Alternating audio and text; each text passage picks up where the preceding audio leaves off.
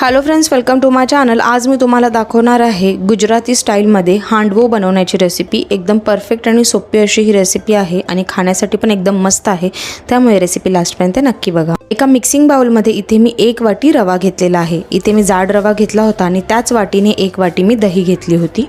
आता ह्या दहीला आणि रव्याला व्यवस्थितपणे एकदा मिक्स करून एकजीव करून घेतले आणि ह्याला अर्ध्या तासासाठी मी बाजूला ठेवून दिले, जेणेकरून रवा जो आहे तो दहीमध्ये चांगला फुलला जाईल। आता अर्धा तास झाला की मग मी लगेचच ह्याच्यामध्ये काही इन्ग्रेडियंट्स ॲड केले। तर सर्वात आधी ह्याची कन्सिस्टन्सी इक्वल करण्यासाठी अर्धा कप पाणी टाकून घेतले ह्याच्यामध्ये आणि व्यवस्थितपणे ह्याची कन्सिस्टन्सी इक्वल करून घेतली। आता मी या रव्याच्या बॅटरमध्ये इथे चवीनुसार मीठ टाकून घेतले, त्याला मिक्स करून घेतले व्यवस्थितपणे। आता बॅटरमध्ये तिखटपणासाठी 1 चमचा भरून अद्रक आणि हिरव्या मिरचीचा ठेचा टाकून घेतला।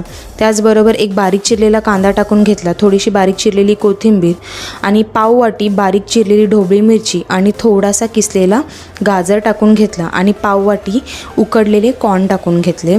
आता ज्या तुम्हाला वेजीज ॲड करायच्या आहेत त्या तुमच्या आवडीनुसार इथे वेजीज ॲड करायच्या। त्यानंतर व्यवस्थितपणे या वेजीजला या बॅटरमध्ये मिक्स करून घ्यायचे।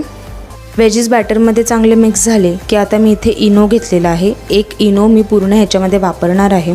तर जेव्हा आपण पुढे हांडवो बनवायला स्टार्ट करणार ना, तेव्हाच आपल्याला इथे इनो टाकायचा आहे। तर इनो लगेचच मी बॅटरमध्ये टाकून घेतला आणि व्यवस्थितपणे इनोला मिक्स करून घेतलं बॅटरमध्ये। जसं इनो मिक्स झाला बॅटरमध्ये तसंच बॅटर एकदम फ्लपी झालं आणि साईडला मी एक पॅन गरम करायला ठेवलाच होता। पॅन किंवा कढई इथे वापरायची आहे।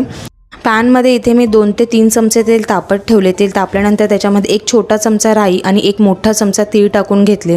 तीळ चांगले तळतडले की त्यामध्ये मी इथे कढीपत्ता टाकून घेतला। इथे हव्या असल्यास बारीक चिरलेली हिरवी मिरचीसुद्धा टाकू शकता। त्यानंतर लगेचच ह्याच्यामध्ये बॅटर टाकून घ्यायचे। जे बॅटर आपण तयार करून घेतलेले आहे ते व्यवस्थितपणे इथे पसरवून घ्यायचे आहे आणि त्यानंतर गॅसची जी फ्लेम आहे ती एकदम स्लो करायची आणि पॅनवरती झाकण ठेवायचे। 6 ते 7 मिनिटांनंतर मी पॅनवरचे झाकण काढले आणि एकदा हांडवोला चेक करून घेतलं तर हांडवो कुठेही चिकटला नव्हता, व्यवस्थितपणे हा निघत होता। पण हांडवोला मी डायरेक्ट पलटी करू शकत नव्हती, जर का डायरेक्ट पलटी केलं तर तो हांडवो जो आहे तो तुटू शकतो। म्हणून मी काय केलं, हांडवोला जसाच तसा एका प्लेटमध्ये काढून घेतला।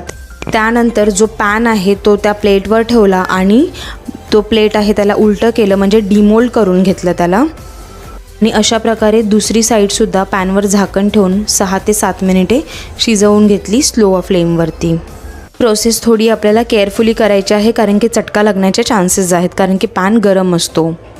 गुजराती हांडवो तयार झाल्यानंतर त्याला मी इथे काढून घेतलेला आहे, म्हणजेच डिश आउट करून घेतलेला आहे। जसे पिझ्झाचे आपण भाग करतो ना, तसेच मी ह्याचेसुद्धा 4 भाग करून घेतले।